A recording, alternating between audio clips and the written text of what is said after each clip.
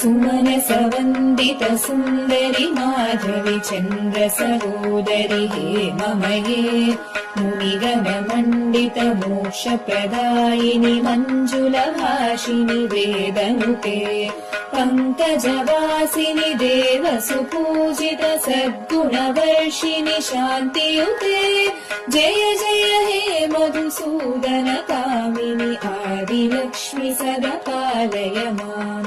आदिलक्ष्मि सदा पालय माम् आदिलक्ष्मि सदा पालय माम् ऐकलिकल्मषनाशिनि कामिनि वैदिकरूपिणि वेदमये क्षीरसमुद्भव मङ्गलरूपिणि मन्त्रनिवासिनि मन्त्रनुते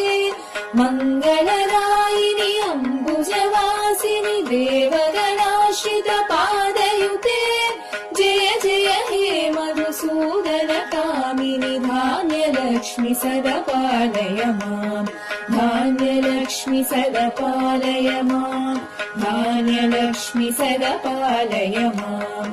आदिलक्ष्मि सदा पालय माम् धान्यलक्ष्मि सदा पालय माम् धैर्यलक्ष्मि सदा पालय माम् गजलक्ष्मि रूपेण पालय माम् सन्तानलक्ष्मी त्वं पालय माम् विजयलक्ष्मि सदा पालय माम् विद्यालक्ष्मि सदा पालय माम् धनलक्ष्मी रूपेण पालय माम् लक्ष्मी पालय माम् सदा पालय माम् लक्ष्मी पालय माम् सदा पालय माम्